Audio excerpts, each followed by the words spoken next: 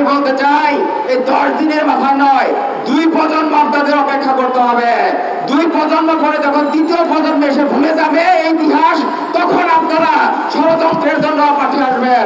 এর আগে বাংলাদেশকে কোনোভাবেই আপনারা সেই স্বৈরাচারী বাংলাদেশ আর করতে পারবেন না, না, না। আমরা কি এত সহজেই ভুলে যাব আমাদের সেই ভাইদের রক্তের দাগ? আমরা ভুলে যাব তো সহজেই মাহারা সেই সন্তানদের কান্না? আমরা কি এত সহজে ভুলে যাব সেই আয়না করে যারা বন্দী ছিল সেই সন্তানদের আর্তনাদ, বাবাহারা সন্তানদের আর্তনাদ? আমরা কি এত সহজে ভুলে যাব আমাদের সেই দ্রব্যমূল্য বৃদ্ধি, বিচার বিভাগকে কুষ্ঠাগত করে রেখে বিচার বিভাগের যেভাবে আমাদের নেতা কর্মীদের সেই অবৈধভাবে আটক? আমরা কি এত সহজে ভুলে যাব সাধারণ শ্রমিক জনগণের যে সেই ক্ষুধার অভাবে, ভাতের অভাবে পরিবার সহ বিষ প্রাণ করে আত্মহত্যা? এত সহজে ভুলে যাব? এত সহজে ভুলে যাব না আমরা। আজকে যারা দুঃসাহস দেখাচ্ছে তাদের আমি বলতে চাই, শুধু আমাদের এই প্রজন্ম নয়, আমি আমার সন্তানকেও ভুলে যাব এই আওয়ামী সরকারের সেই ষড়যন্ত্র এবং চক্রান্তের কথা। এই সময়কার এই 15 বছরের মানুষ যে দুর্বিষহ জীবন যাপন করেছে, মানুষ অন্ন, বস্ত্র, বাসস্থান, শিক্ষা, চিকিৎসা থেকে বঞ্চিত হয়েছিল, মৌলিক মানবাধিকার থেকে বঞ্চিত হয়েছিল, ন্যায় বিচার থেকে বঞ্চিত হয়েছিল, দেশটা একটি স্বৈরাচারের বিশাল একটা ক্ষেত্রে পরিণত করেছিল। সেই আমার প্রজন্ম নয়, আমাদের বাচ্চাদের প্রজন্ম পর্যন্ত মনে রাখবে এই ইতিহাস।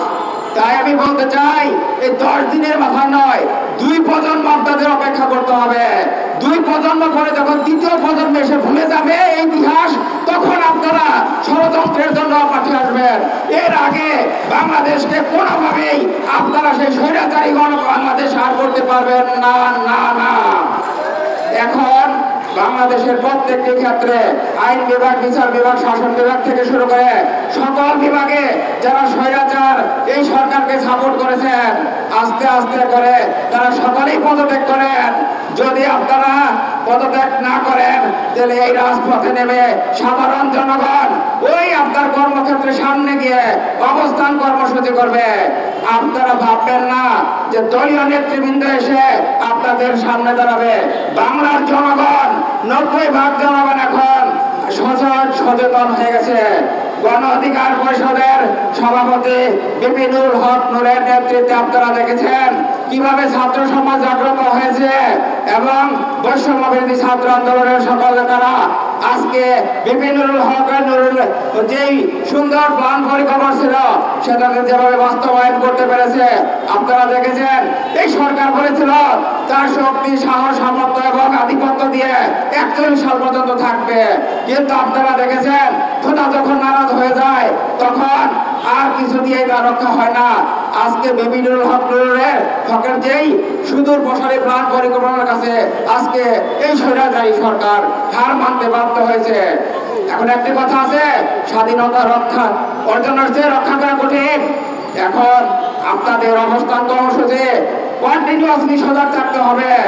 যখনই দেখবেন যেখান থেকেই এই পরিকল্পনা তারা করতে যাচ্ছে সেটা সকল জায়গা থেকে নস্যাৎ করতে হবে, প্রতিহত করতে হবে, তবে আমরা একটি সুস্থ, সুন্দর, গণতান্ত্রিক বাংলাদেশ উপহার দিতে পারবো।